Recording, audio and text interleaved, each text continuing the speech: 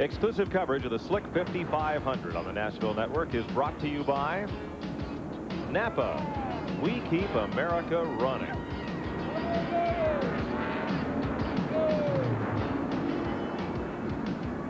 Behind the Z28 safety car, Ernie Irvin.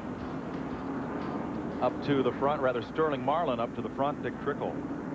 Now in the Mannheim car, started on the outside pole. He's currently posted in 9th place according to our scoring rundown, and let's check in with Dick.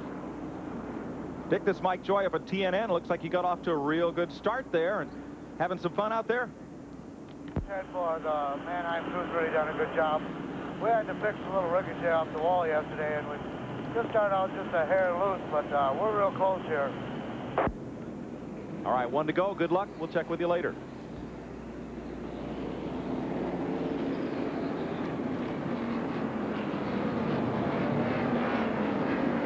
Trickle having a good run here today. His plans for 94 are a little up in the air. A few things solidified and were announced here this weekend. We'll fill you in as the day goes on. We're watching his 8 car, Sterling Marlin leading the race. He spun just a few laps ago. He was one of the guys in that spin, so he had just pitted.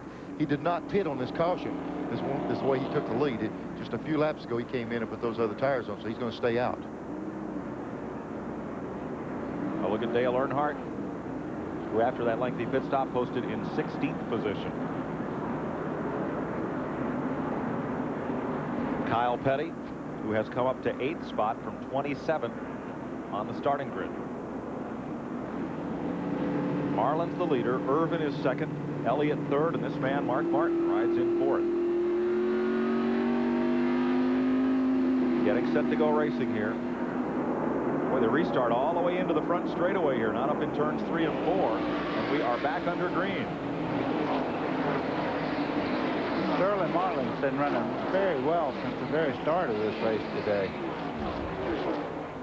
But for that one spin in turn 2, which apparently did no damage to the Ray Vestal Sport. Yeah, he didn't lose a lap. He is the leader. Now he spun, but didn't lose a lap.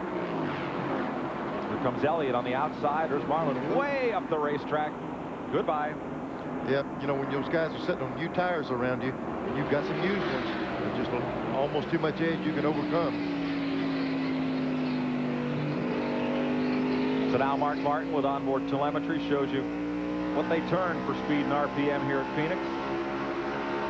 You know, guys, that's a real camera that looks like what you see when you're racing a race car. That inboard camera there, I'm going to tell you, that roof cam is as close as you'll ever come to driving a race car yourself.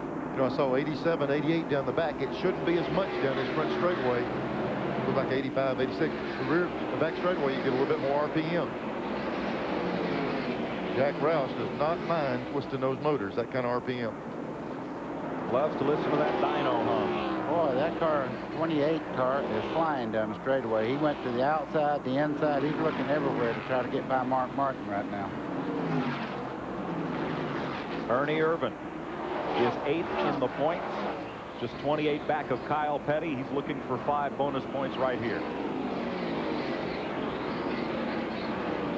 Earnhardt underneath Darrell Waltrip.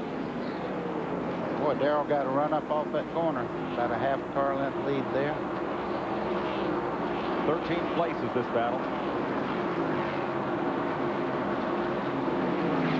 You know, just before the caution there, Earnhardt was losing ground, and the 17 car of Darrell Waltrip had passed him. So they've made an improvement on the 3 car now. And Earnhardt begins his move forward. He is 13th. Rusty Wallace is 4th. You know, Neil, that's the difference in a great crew and an average crew. A great crew will keep adjusting until they get that car as good as that driver can make it for the day. Well, what teams hope for is they've got something good enough to start with, that you've got a close enough combination of springs and shocks and sway bars to where you can dial it in during the course of the day. If you've got the wrong basic pieces out there, you'll never get it straightened out. But it looks like they might have it where they can dial around with it all day. He's passed Ricky Rudd in his next to last ride in a Hendrick Motorsports tied Chevy. Let's check with Glenn. Well, we reported that Andy Petrie and the crew made an adjustment on Earnhardt's car. Andy, how has it affected it? Well, we don't know yet. I hadn't talked to him, but we were pushing pretty good there to start with. We made an adjustment. We'll see how it does. The car looks like it really gets a bite down low down here in 1 and 2. Yeah, it looks pretty good over here. I don't know where we're losing time. We may be losing a little bit up there in 3 and 4, but we'll keep working on it. Well, they're putting the clock on him, so they're keeping an eye on him. Ralph? Buddy Barrett is the crew chief for Rusty Wallace. Buddy, you made some changes to Rusty's car. What'd you do? How's he running? Well, we just made a little air pressure adjustment there on that one pit stop, and we had a great pit stop. We just got trapped in with the other cars coming in, and we had to be real careful not to bend any fenders. But Miller Genuine Draft car is really running great today, and how about you, Greg Wallace, be an armchair quarterback for us today? We really appreciate you meeting you out here. There you see from Mark Martin on back to Ernie Irvin, Bill Elliott, and Rusty Wallace, the front four. Irvin has so far led 6 of 7 races since joining the Robert Yates team. Make that 7 of 8 races since joining Robert Yates.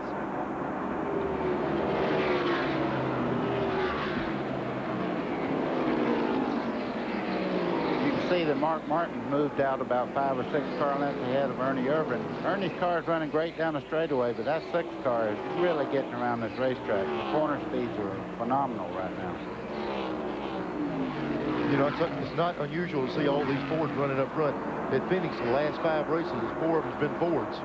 So this track is really good for that manufacturer. They're getting the job done here today. Kyle Petty continues to roll toward the front. Underneath the Quaker State Ford of Brett Bodine. And how about Rick Mabb? Moving along up there, started 13th. He's now up into 8th place. The Skoll Ford of Richard Jackson.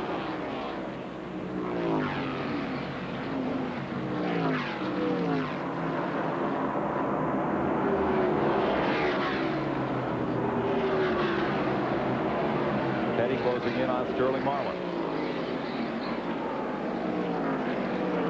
Kyle Petty is really picking him up and putting him down right now. I imagine, like you said, Neil, if you rode a motorcycle from North Carolina out here, that race car probably feels pretty darn good. The only thing, the quicker he gets through here, the quicker he's got to climb back on and go. Sterling Marlin. Oh, Kyle. Now that's as close as you'll ever come to not wreck it and have it all the way. I've never seen a car switch that fast. Well, right down there, coming off turn 4, this racetrack is pretty flat, but the apron actually inverts the opposite way. Looks like you hung that left front off on that flat part, buddy. Well, I tell you what. You know, that's one characteristic of the radial tire. The bias fly tire, you know, starts to go away, and you move a little, but the radial tire grips, bends, and then away it goes. Yeah, it'll keep you on the edge of your seat all day, I promise you. He was on the edge right now. Let's show it to you again. Let's see if he gets that left front real close. Oh, just tried to cut it under him. He was just a little bit out of shape, and it got worse and worse. What happens is you turn that thing down, the front end of the stick, you lay that power down, open that throttle wide open, you bust those rear tires loose, and it's going to break it out of there. Plus, the left side springs are so much softer than the right side. When you switch it back the other way, it unloads pretty hard. Yep. This race is 4 seconds behind the leader, and just behind it, Dick Trickle and Jeff Gordon are going at it. Earnhardt closing in. Mark Martin maintains a 2-car length lead on Ernie Irvin as we watch this race for 9th place. Trickle has it. Gordon wants it. Earnhardt's coming. Earnhardt was 16th on the restart. He's now 11th. Sorry, Jeff Gordon seems to be getting around this racetrack quite well.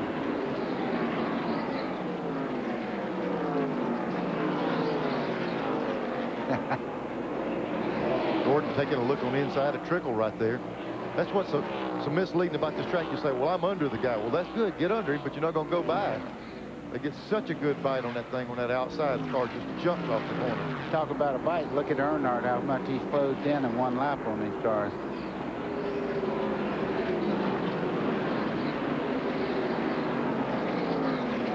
Neil, you look like you're flying till you get up about 3rd or 4th place, and then you hit a batch of cars that are running as good as you are, and look like you put the brakes on all of a sudden. Yeah, see, this is the 24 and 41 of Trickle here with Jeff Gordon. They've been battling each other a little bit, and it's slowing both of them down some. Earnhardt's really reeling them in, but catching them now. The question, can he get around them? These guys are working pretty hard. Gordon looks on the high side of Trickle that time. Well, just like with Gordon, he's trying to use some patience to work his way around the 41, but he looks in the mirror and sees the 3. He said, patience time is over. I got to go. You know, this race is very important to Jeff Gordon's team, too. They've been in top 10 all year, and now they're trying to get back in the top 10. Up toward the front, Bill Elliott runs in third, still looking for win number 1. We asked Junior Johnson, his car owner, about his plans for 1994. Well, pretty much so. We're going to run the same 2 cars we ran this year, Budweiser and McDonald's, and Bill A. to be the number 11 driver, and right now it looks like Jimmy Spencer will be driving the 27 car. Ray Bestis, best in brakes, has their helicopter-mounted camera high atop Phoenix International Raceway, bringing you these pictures of the battle for 9th place. Dick Trickle, Jeff Gordon, Dale Earnhardt. We've got our toll-free number in use today if you want to call up and ask any question you have about today's race in particular or about Winston Cup racing in general. It's a toll-free call, 1-800-451-7331. They'll take your questions in Nashville and forward them on to us here in Phoenix. We'll try to answer as many as we can, especially those that are pertinent to today's race. Once again, 1-800-451-7331. It's a free call. We saw Jeff Gordon move the outside of Dick Trickle. Trickle gave him the room out there. 24 made the pass. I think Trickle's having some problems or handling problems because he moved over and let both cars by. Well, let's find out. Ralph Shaheen's in his pit. Doug Richard is the crew chief for Dick. Are you concerned about anything with that car? How's he running right now? Well, so far so good. After yesterday's excursion with the wall there in the last practice, we were able to lead a couple of the first laps, but the car went a little loose on us. We made some more adjustments during the pit stop. Right now, we're not quite as fast as the leaders, but there's no reason why the Manhunt Chevrolet can't be running up front towards the end of the race. Now to Glenn Jarrett in the Sabco pit. Well, Ralph, somebody else has made some improvements on their car, too. Robin Pemberton Kyle looks like he's really running well. The car must feel good to him. Yeah, it's doing pretty good right now. We're just looking. It shows like it's tight, but he says it's pretty good. We got by a bunch of cars early, and that's going to help. We're about maintaining right now on Mark. One more quick question. Give us an update on your brother, our broadcast colleague, I can't talk, your brother, Randy. Randy's doing okay. He's in Carolina's Medical Center recovering from an operation on his back, and he's doing a lot better. He's going to be in there a couple more days. I'm going to get back there quick as I can to agitate him. I'd like to say hello to Brian Briggs and Lisa, too. I'll be back there to irritate you all here pretty soon. Okay, Randy, hurry back. We miss you. Thanks, Glenn, and that's sentiment from all of us here at TNN. Kyle Petty is irritating a lot of the cars in this field. At lap 10, he was 20th. He's up to 5th. Started back in 27. I tell you, it's good to hear that Randy's doing better. He works with us in the pits all the time, and he went in supposedly for kind of minor surgery, and it got a little more complicated, and he's had a lot of trouble with it. Hopefully that thing's behind him down here coming around. Hope so. Kyle is in 5th. Let's go back up front.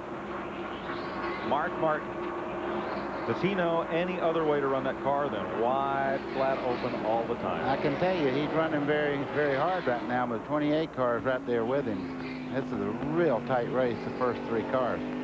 The last 6 Winston Cup races have all been won by Rusty Wallace and Ernie Irvin. 4 for Rusty, 2 for Ernie. And since mid-June, only 4 drivers have been in victory lane. Rick Mast and Jeff Gordon behind Brett Bodine here. 7th place at stake. There's Earnhardt. I knew he couldn't be too far out of the picture. Yeah, but you see Jeff Gordon's pulling away from him. Trouble, turn 4. Up and into the wall goes Jimmy Hensley in the Morgan McClure Kodak car.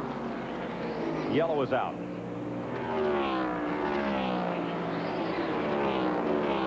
Man, that's a shame. I was really hoping he'd have a good ride today. He has a good ride for next year. He'll replace Ted Musgrave in the Jasper Engines US Air Ford.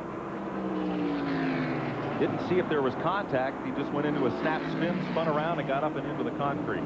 I don't believe there was contact with another car. I know one thing. He got up in the air. He got in that wall pretty hard. The car jumped up in the air. Looks like some liquid coming out of the front. It must have busted the radiator also. He's trying to crank it off, but he's got too much damage. 4th caution of the day here at Phoenix International Raceway for Jimmy Hensley. Up in turn number 4. He's going to drive it to the garage. We'll be right back.